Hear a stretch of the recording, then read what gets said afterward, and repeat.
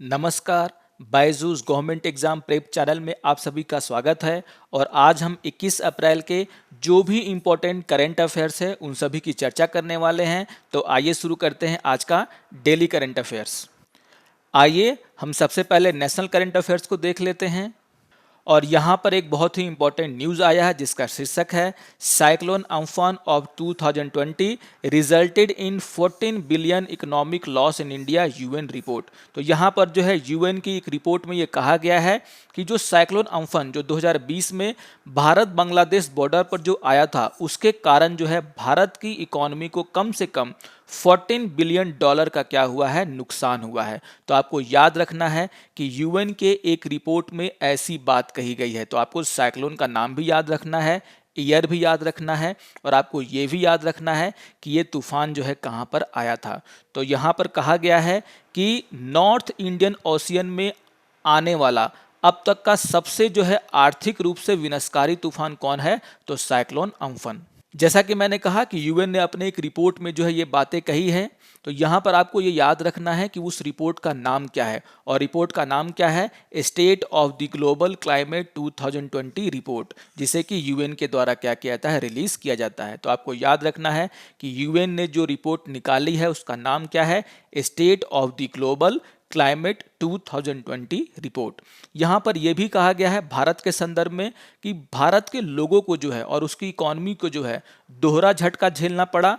पहला झटका तो कोविड-19 के द्वारा दिया गया जिसके कारण लॉकडाउन लगाना पड़ा और यहाँ पर उसकी इकॉनमी को जो है बहुत नुकसान हुआ, लोगों को बहुत सारी परेशानियाँ झेलनी पड़ी। और दूसरा जो झटका है वो किसके द्वारा आया, साइक्लोन अम्फन के कारण आया, जिसके कारण भी जो है भारत की इकॉनमी को और भारत के लाखों लोगों को क्या करना पड़ा, मुश्किलात का सामना करना पड़ा। यहाँ पर जो है इस रिपोर्ट में ये भी बहुत ही इंपॉर्टेंट बात कही गई है कि the year 2020 was the 3 warmest year on record, यानी कि अब तक के जो सबसे गर्म जो वर्ष थे उसमें से जो है एक वर्ष कौन सा है, आपका 2020। और यहाँ पर कहा गया है कि ऐसा तब है जब 2020 में जो है ला लीना नाम का जो है एक जो है कूलिंग जो है क्या हो रहा था, इफेक्ट जो है यहाँ पर देखा जा रहा था। तो यहाँ पर कहा गया है कि 2020 जो है वो क्या है, 3 सबसे जो गर्म वर्ष है उसमें से एक है। और यहाँ पर यह भी कहा गया कि the global average temperature was about 1.2 degree Celsius above the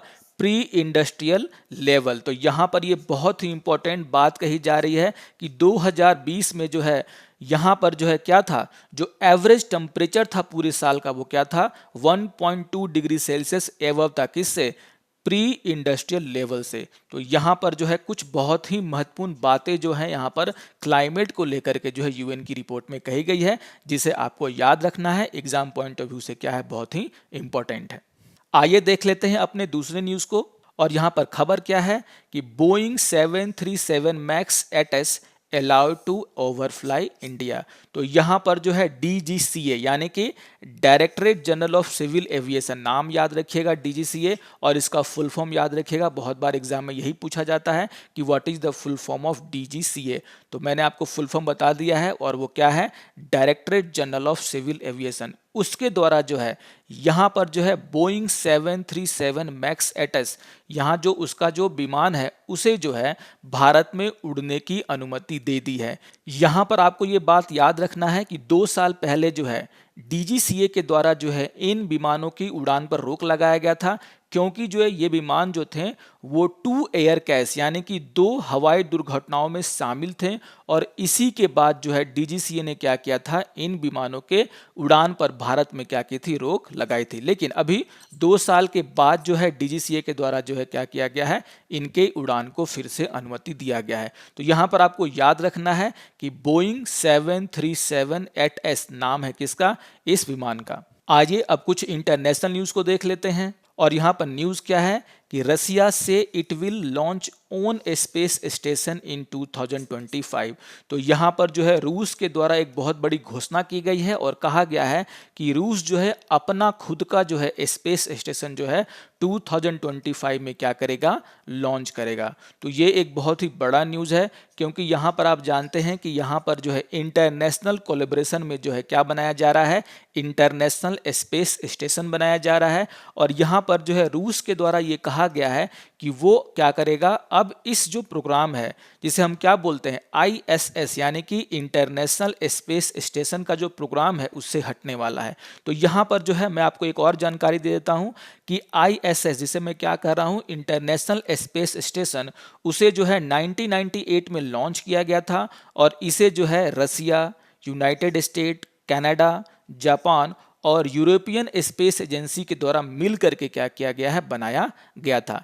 लेकिन यहाँ पर यह कहा जा रहा है रूस के द्वारा कि वो क्या होगा, अब इस प्रोग्राम से हटने वाला है और वो अपना खुद का जो है स्पेस स्टेशन जो है 2025 में लॉन्च करेगा। तो आपको ये ईयर याद रखना है कि कब रसिया के द्वारा जो है ये घोषणा की गई है कि वो अपना जो है खुद का जो है क्या करेगा, एक स्पेस स्टेशन बनाएगा, और वो ईयर क्या है 2025। आइए अब एक और इंपॉर्टेंट न्यूज को देख लेते हैं, और यहाँ पर न्यूज क्या है कि Chad president Deby dies on battlefield army. तो यहाँ पर जो है चाड आर्मी के द्वारा जो है एक सूचना दी गई जिसमें कहा गया है कि चाड प्रेसिडेंट जिनका नाम क्या था, इद्रिस डेबी इटनो, उनका जो है देहांत हो गया है और वो घायल हो चुके थे कहाँ पर, युद्ध में, और यहाँ पर जो है उसी के कारण जो है उनका क्या हो गया है, मौत हो गया है। तो आपको याद रखना है कंट्री का नाम, जिसका नाम मैंने क्या बताया चाड, और प्रेसिडेंट का नाम जिनका नाम क्या है इद्रिस डेबी इतनो। तो यहाँ पर जो है जो चाड प्रेसिडेंट थे उनका जो है मृत्यु हो गया है और वो जो है युद्ध में जो है घायल हो गए थे और उन्हीं घावों के कारण जो है उनकी मौत हो गई है। यहाँ पर जो है उनके बारे में और एक जानकारी मैं आपको दे देता हूँ कि वो जो है लगातार 30 वर्षों से क्या थे, चाड के प्रेसिडेंट बने हुए थे, और अभी अभी एक दिन पहले जो है फिर से जो है उनको जो है प्रेसिडेंट बनाया गया था, और ये उनका क्या था, 6 टर्म था। तो यहाँ पर जो है ये बहुत ही इंपॉर्टेंट हो जाता है क्योंकि बहुत दिनों से वो क्या कर रहे हैं, एज अ चार्ड प्रेसिडेंट वहां पर काम कर रहे हैं। और यहाँ पर यह भी कहा गया है कि on Monday the army had claim a great victory into the battle against the rebels from the neighbouring Libya, और जिनका नाम क्या है, फैक्ट। तो यहाँ पर जो है ये कहा गया है कि मंडे को ही, देखिए मंगलवार को इनकी मृत्यु हुई है और मंडे को ये कहा गया वहां के आर्मी के द्वारा कि उन्होंने जो है जो वो संगठन जो कि चाड में जो है क्या करता है, हमले करता है, उसके खिलाफ जो है उन्हें क्या है, बहुत ही बड़ी विक्ट्री हुई है। और यहाँ पर आपको ये याद रखना है कि वो संगठन जो कि चाड में जो है हमले करता है उसका नाम क्या है। यहाँ पर शॉर्ट में उसे कहा जाता है फैक्ट, FACT, जिसका फुल फॉर्म है front for change and concord in chart. तो यहाँ पर आपको याद रखना है ये वो संगठन है जो कि चाड में क्या करता है, हमले करता है, और यहाँ पर जो है उसी के खिलाफ जो है लड़ते हुए वहाँ के प्रेसिडेंट जो है क्या हुए थे, घायल हो गए थे, और जिसके कारण उनकी क्या हो गई है, मौत हो गई है। तो बहुत ही इंपॉर्टेंट न्यूज है ये अपने आप में, किसी भी एग्जाम में आपको ये पूछा जा सकता है। आइए अब बैंकिंग एंड फाइनेंस से रिलेटेड न्यूज को देख लेते हैं, और यहाँ पर न्यूज आया है ICRA sees slower growth in physical 2022।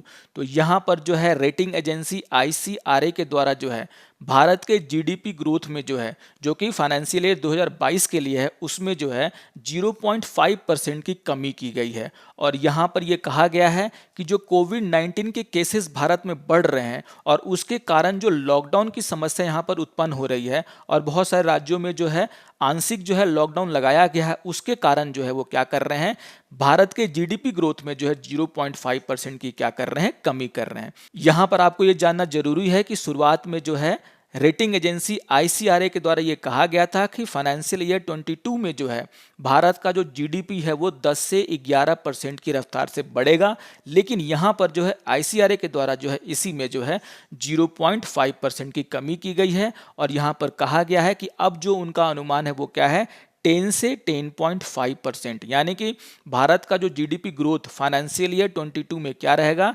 10 से लेकर के 10.5% रहेगा। तो आपको जो है ये याद रखना है, एजेंसी का नाम आपको याद रखना है, और उसका जो अनुमान था प्रीवियस उसे भी थोड़ा याद रखिएगा, और कितने परसेंट की कमी की गई है उसे भी याद रखिएगा, क्योंकि ICRA जो है वो देश की एक प्रतिष्ठित रेटिंग एजेंसी है। आइए अब various national and international personality news में एक बहुत ही इंपॉर्टेंट पर्सनालिटी की हम लोग यहाँ पर चर्चा कर लेते हैं। और यहाँ पर एक बहुत ही दुखद खबर आई है जिसका शीर्षक क्या है कि former RBI governor Narasimhan dies.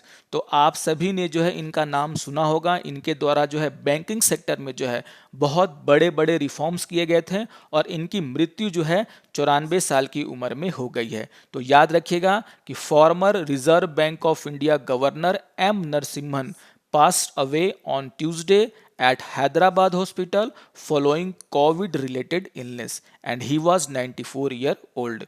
तो यहाँ पर जो है नरसिम्हन के बारे में आपको जानना बहुत ही जरूरी है। और हम सभी जानते हैं कि जो एम नरसिम्हन थे वो क्या थे, 13वें गवर्नर थे रिजर्व बैंक ऑफ इंडिया के। तो याद रखिएगा ये बहुत ही इंपॉर्टेंट क्वेश्चन है, बार बार पूछा जाता है। जैसा कि मैंने आपको कहा कि एम नरसिम्हन के द्वारा जो है बैंकिंग सेक्टर में जो है बहुत बड़े रिफॉर्म्स किए गए थे और इसीलिए जो है बार बार पहले भी एग्जाम में ये पूछा जाता था कि आरबीआई के 13वें गवर्नर कौन थे। और यहाँ पर आपको याद रखना है कि जो एम नरसिम्हन थे वो क्या थे, आरबीआई के 13th गवर्नर थे। और यहाँ पर ये भी इंपॉर्टेंट बात आपको याद रखना है कि he is the only governor to be appointed from the Reserve Bank cadre. तो यहाँ पर जो ये बहुत ही इंपॉर्टेंट न्यूज है कि Narasimhan is the only governor to be appointed from the Reserve Bank cadre. और यहाँ पर जो है उनका कार्यकाल भी दिया गया है और वो जो है आरबीआई के गवर्नर जो है 7 मंथ के लिए रहे थे।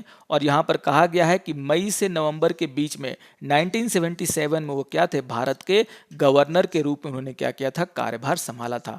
तो आपको ईयर याद रखना है 1977। उनका जो कार्यकाल है वो कितना था, 7 मंथ का था। और आपको ये भी याद रखना है कि वो क्या थे, रिजर्व बैंक ऑफ इंडिया के 13वें गवर्नर थे। आइए कुछ और बातों को जान लेते हैं। और यहाँ पर कहा गया है कि Narasimhan join RBI as a research officer in the economic department. और यहाँ पर यह भी कहा गया है कि Narasimhan serve as executive director for India at the World Bank and IMF. तो यहाँ पर आप समझ सकते हैं कि कितनी बड़ी जो है पर्सनालिटी थे ये। और यहाँ पर जो है उसके बाद after which he was secretary of the finance ministry. तो जितने भी बड़े पद हो सकते हैं यहाँ पर जो कि अर्थव्यवस्था से जुड़े हुए हैं, बैंकिंग सेक्टर से जुड़े हुए हैं, उन सभी पर इन्होंने काम किया है। रिजर्व बैंक ऑफ इंडिया के गवर्नर के रूप में काम किया है। यहाँ पर जो है वर्ल्ड बैंक और आईएमएफ में जो है एग्जीक्यूटिव डायरेक्टर फॉर इंडिया उसके रूप में उन्होंने काम किया है। और उसके बाद वो क्या है, सेक्रेटरी भी रहे हैं किसके, फाइनेंस मिनिस्ट्री के। तो यहाँ पर जो है इनके नाम को आपको याद रखना है। और जैसा कि मैंने आपको कहा कि नरसिम्हन के द्वारा जो है बड़े बड़े रिफॉर्म्स किए गए थे बैंकिंग सेक्टर में, तो आपको याद रखना है कि Narasimhan chaired the committee on financial system, जिसे हम बोलते हैं शॉर्ट में CFS, in 1991 and the committee on banking reforms 1998। तो यहाँ पर जो है दो बहुत ही बड़े जो है रिफॉर्म्स के लिए जो है क्या बनाई गई थी, कमेटियाँ बनाई गई थी। पहले का नाम मैंने क्या बताया, the committee on financial system, जो कि 1991 में बनाया गया था। और दूसरा था the committee on banking reforms, जिसे कि 1998 में बनाया गया था। और इन दोनों इंपॉर्टेंट कमिटीज़ के जो चेयरमैन थे वो कौन थे, एम नरसिम्हन। और आपको मैं बता दूं कि सीएफएस उस समय बनाया गया था जब भारत जो है एक बहुत बड़े आर्थिक जो है संकट में फंसा हुआ था। तो उस समय के जो फाइनेंस मिनिस्टर थे मनमोहन सिंह के द्वारा उन्होंने क्या किया है, ओवरऑल इकोनॉमिक रिफॉर्म्स के लिए जो क्या किया था, ये कमेटी बनाई थी जिसके हेड कौन थे, एम नरसिम्हन। तो बहुत ही इंपॉर्टेंट पर्सनालिटी हैं और इनके बारे में कभी भी आपसे एग्जाम में पूछा जा सकता है। आइए अब कुछ स्पोर्ट्स न्यूज़ को देख लेते हैं। और यहाँ पर न्यूज़ क्या आया है कि BCCI shortlisted T20 world cup venue despite कोविड-19 स्केयर। तो जैसा कि आप सभी जानते हैं कि भारत में जो है T20 वर्ल्ड कप होने वाले हैं और वो कब होने वाले हैं, अक्टूबर नवंबर में होने वाले हैं। और यहाँ पर जो है उसी को लेकर के बीसीसीआई के द्वारा जो है वेन्यू को क्या किया गया है, सेलेक्ट किया गया है। तो आपको यहाँ पर 2-3 बातें याद रखनी है। पहली खबर तो यही इंपॉर्टेंट है कि T20 वर्ल्ड कप जो है वो कहाँ होने वाला है, भारत में इस वर्ष। और यहाँ पर जो है उसका टाइमिंग क्या है, अक्टूबर नवंबर। और यहाँ पर जो है बीसीसीआई के द्वारा जो है 9 वेन्यू को सिलेक्ट किया गया है जहाँ पर T20 वर्ल्ड कप के मैच खेले जाएंगे। और वो कौन कौन से हैं, चेन्नई, बेंगलुरु, हैदराबाद, दिल्ली, धर्मशाला, लखनऊ, कोलकाता, अहमदाबाद एंड मुंबई। और यहाँ पर यह भी कहा गया है कि जो फाइनल मैच है वो अहमदाबाद में खेला जाएगा। तो कुछ इंपॉर्टेंट रिपोर्ट यहाँ पर आई है T20 वर्ल्ड कप को लेकर के। आपको याद रखना है कि यहाँ पर टोटल जो है 9 वेन्यूज को यहाँ पर चूज किया गया है, किसके द्वारा? BCCI के द्वारा। आइए अब इंपॉर्टेंट डेज को देख लेते हैं। और यहाँ पर जो है आज का दिन है 21 अप्रैल का, और आज के दिन को जो है हम लोग नेशनल सिविल सर्विस डे के रूप में क्या करते हैं, मनाते हैं अपने देश में। तो यहाँ पर ये बहुत ही इंपॉर्टेंट डे है 21 अप्रैल, नेशनल सिविल सर्विस डे। तो यहाँ पर जो है इसके नाम से भी आपको समझ में आ गया होगा कि इस दिन को जो है हम लोक प्रशासन से जुड़े हुए वो अच्छे अधिकारी जिन्होंने अच्छे अच्छे काम किए हैं उनके कामों की सराहना के लिए हम क्या करते हैं, इस दिन को मनाते हैं। तो यहाँ पर कहा गया है कि it is a day to appreciate the tremendous work done by the officers engage in public administration in various department of central and state government। तो भारत सरकार और राज्य सरकारों में वो अधिकारी जो कि लोक प्रशासन से जुड़े हुए हैं और उनके द्वारा किए गए अच्छे कामों को रिकॉग्नाइज करने के लिए, उन्हें सराहना करने के लिए जो है इस दिन को हम लोग क्या करते हैं, मनाते हैं। और आपको याद होगा कि इसी दिन जो है prime minister award for excellence in public administration दिया जाता है। तो याद रखिएगा कि आज के दिन ही यानी कि नेशनल सिविल सर्विस डे के दिन ही prime minister's award for excellence in public administration दिया जाता है। बहुत ही इंपॉर्टेंट ये बात है। आइए जान लेते हैं कि आखिर 21 अप्रैल को ही हम जो है नेशनल सिविल सर्विस डे के रूप में क्यों बनाते हैं। तो यहाँ पर क्या कहा गया है कि 1947 में जो है आज के दिन यानी कि 21 अप्रैल को जो है सरदार वल्लभ भाई पटेल के द्वारा जो है newly appointed administrative service officers की एक सभा को जो है क्या किया गया था, संबोधित किया गया था। और आप सभी जानते हैं कि Sardar Vallabh Bhai Patel has refer to the administrative officer as the steel frame of India, on other word the backbone of the country's administration. तो यहाँ पर जो है इस भाषण में जो है सरदार वल्लभ भाई पटेल जो कि भारत के क्या थे, पहले गृह मंत्री थे, उनके द्वारा ये कहा गया कि हमारे देश को चलाने में जो है सबसे बड़ी भूमिका जो है किसकी होने वाली है, इन एडमिनिस्ट्रेटिव सर्विस ऑफिसर्स की होने वाली हैं। और इसीलिए उन्होंने जो है इन्हें क्या कहा था, backbone of the country administration. तो उनके द्वारा जो एक तरीके से जो भाषण दिया गया था वो इतना इफेक्टिव भाषण था कि आज तक जो है हम लोग क्या करते हैं, उसे याद करते हैं। और उसके द्वारा ही यह बताया गया कि किस तरीके से इस देश को चलाने में जो है ये एडमिनिस्ट्रेटिव सर्विसेज के ऑफिसर्स का जो है बहुत बड़ा हाथ होने वाला है। और यहाँ पर जो है उसी भाषण को, उसी दिन को याद करने के लिए जो है 21 अप्रैल को ही हम लोग क्या करते हैं, नेशनल सिविल सर्विस डे के रूप में मनाते हैं। आइए अब एक और इम्पोर्टेंट डेज को देख लेते हैं। और यहाँ पर जो है 21 अप्रैल को जो हम लोग क्या करते हैं, world creativity and Innovation day के रूप में भी सेलिब्रेट करते हैं। तो याद रखिएगा 21 April World creativity and Innovation Day. और यहाँ पर यह कहा गया है कि this day is created to honour the creative and innovative skill of people around the world. ठीक है, तो यहाँ पर जो है उन सभी लोगों को इनकरेज करने के लिए जिनके पास क्या है, कुछ क्रिएटिव एंड इनोवेटिव स्किल हैं, उनके लिए जो है क्या किया गया है, इस दिन को मनाया जाता है। और यहाँ पर जो है जो न्यू आइडियाज़ हैं एक तरीके से उसको समर्थन देने के लिए जो क्या करते हैं, हम लोग इस दिन को मनाते हैं। तो याद रखिएगा 21 April World creativity and Innovation day. आइए ये जान लेते हैं कि आखिर इस दिन को जो है मनाने की शुरुआत कैसे हुई। तो यहाँ पर यह कहा जा रहा है कि मार्क्सी सहगल उनके द्वारा जो है सबसे पहली बार जो है इस डे को मनाया गया। पर यहाँ पर यह कहा जा रहा है कि न्यूज़पेपर में एक हेडलाइन पढ़ करके, जो कि क्या था, कनाडा इन क्रिएटिविटी क्राइसिस, इसको पढ़ करके उनके मन में ये विचार आया कि क्यों ना नए आइडियाज़ को, नए इनोवेशन को, क्रिएटिविटी को बढ़ावा देने के लिए कुछ करना चाहिए, कुछ डेज को क्या करना चाहिए, सेलिब्रेट करना चाहिए। और इसी के आधार पर जो है उनके और उनके दोस्तों के द्वारा जो है अप्रैल 2002 को जो है सबसे पहली बार जो है first creativity and Innovation day का जो है क्या किया गया, सेलिब्रेशन किया गया, उसे मनाया गया। और यहाँ पर जो है इसके बाद जो है ये फेमस होने लगा। और then in year 2006 the day become a world creativity and innovation week starting from April 15 to 21। तो यहाँ पर जो है 2006 में जो है क्या किया गया,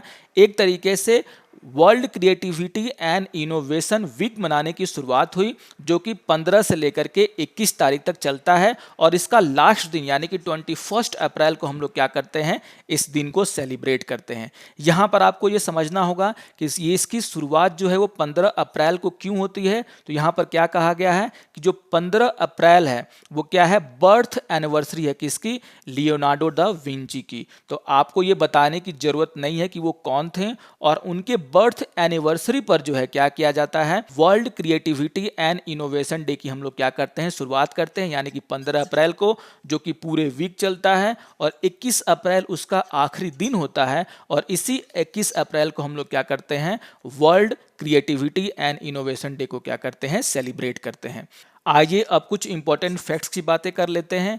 कल मैंने जो है आपको कुछ स्टेट्स में जो है टाइगर रिजर्व के लिस्ट दिए थे, और यहाँ पर मैंने आपको कहा था कि मैं धीरे धीरे करके सारे स्टेट्स के लिस्ट आपको दूंगा। और यहाँ पर मैंने जो है अरुणाचल प्रदेश, राजस्थान और तेलंगाना, उत्तराखंड और वेस्ट बंगाल में जो भी इंपॉर्टेंट टाइगर रिजर्व हैं उसके नाम मैंने आपको यहाँ पर दे दिए हैं। तो आपको याद रखना है कि अरुणाचल प्रदेश में जो है कौन कौन से इंपॉर्टेंट टाइगर रिजर्व हैं। यहाँ पर जो है नामदाफा, जो कि बार बार जो है पूछा जाता है एग्जाम में, और पखुई टाइगर रिजर्व को भी आपने देखा होगा कि बार बार जो है आजकल एग्जाम में पूछा जा रहा है। तो पखुई टाइगर रिजर्व वो कहाँ पर है, अरुणाचल प्रदेश में। उसी तरीके से राजस्थान, जहाँ पर रणथंभौर टाइगर रिजर्व को जो है हजारों बार एग्जाम में पूछा गया है, सरिस्का को बार बार पूछा जाता है, और ये सारे के सारे कहाँ पर हैं, तो राजस्थान में है। आप लोग जरूर इसे याद कर लेंगे। इसी तरीके से तेलंगाना में भी कुछ इंपॉर्टेंट टाइगर रिजर्व हैं, जैसे आपका कवाल टाइगर रिजर्व, और यहाँ पर श्री सैलम टाइगर रिजर्व को बार बार जो है एग्जाम में पूछा जाता है। इसी तरीके से जिम कॉर्बेट और राजाजी नेशनल पार्क को जो है बार बार पूछा जाता है, जो कि कहाँ पर है, उत्तराखंड में है। वेस्ट बंगाल के बुक्सा टाइगर रिजर्व को भी आपको याद रखना है, जो कि बार बार पूछा जाता है। सुंदरबन को तो बताने की जरूरत ही नहीं है, वो कहाँ पर है, वेस्ट बंगाल में है। तो कुछ इंपॉर्टेंट टाइगर रिजर्व, उनकी लिस्ट में जो है आपको स्टेट वाइज यहाँ पर दे रहा हूँ, और आगे भी जो भी इंपॉर्टेंट स्टेट हैं उनके लिस्ट में भी आपको आगे में दे दूंगा। आइए अब आज के करंट अफेयर्स पर आधारित कुछ प्रैक्टिस क्वेश्चन को देख लेते हैं। और यहाँ पर क्वेश्चन नंबर 1 क्या है कि how much has India lost due to cyclone Amphan. तो यहाँ पर जो है साइक्लोन अम्फन के कारण जो है भारत को कितना नुकसान हुआ है, और यहाँ पर आपके ऑप्शन है 10 billion USD, 14 billion USD, 20 billion USD और 5 बिलियन यूएसडी। आइए देख लेते हैं क्वेश्चन नंबर 2 को। और क्वेश्चन नंबर 2 क्या है, who publish state of global climate report. और आपके ऑप्शन है WHO, UN, यूनेस्को और WTO। आइए देख लेते हैं क्वेश्चन नंबर 3 को। और क्वेश्चन नंबर 3 है DGCA has again granted which aircraft is allowed to fly in India. यानी कि DGCA ने फिर से भारत में किस विमान को उड़ान भरने की अनुमति दी है। और आपके ऑप्शन है बोइंग 737 मैक्स 8S, बी है बोइंग B767, सी है आपका बोइंग C303 और डी है नॉन ऑफ द एबव। आइए देख लेते हैं क्वेश्चन नंबर 4 को। और क्वेश्चन नंबर 4 क्या है, by which year will Russia launch its own space station. तो यहाँ पर जो है रूस किस वर्ष तक अपना अंतर्राष्ट्रीय स्टेशन लॉन्च करेगा। और आपके ऑप्शन है 2022, 2023, 2024 एंड 2025। आइए देख लेते हैं क्वेश्चन नंबर 5 को। Which countries are included in the international space station. यानी कि अंतर्राष्ट्रीय अंतरिक्ष स्टेशन कार्यक्रम में कौन कौन से देश शामिल हैं। और आपके ऑप्शन है USA, रसिया, जापान एंड चौथा है आपका all of the above. Question number 6 को देख लेते हैं। और क्वेश्चन नंबर 6 है world creativity and innovation week starting from. और यहाँ पर आपके ऑप्शन है 14 to 15 April, 15 to 21 April, 10 to 21 April and 16 to 21 अप्रैल।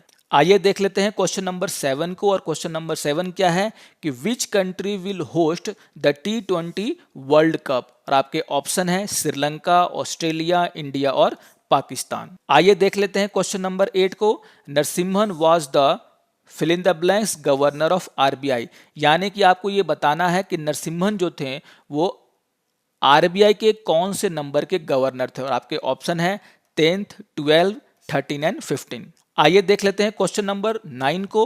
और क्वेश्चन नंबर 9 क्या है, Idris Deby was the president of which country? और आपके ऑप्शन है चाड, घाना, नाइजीरिया और आपका चौथा ऑप्शन है नॉन ऑफ द एबव।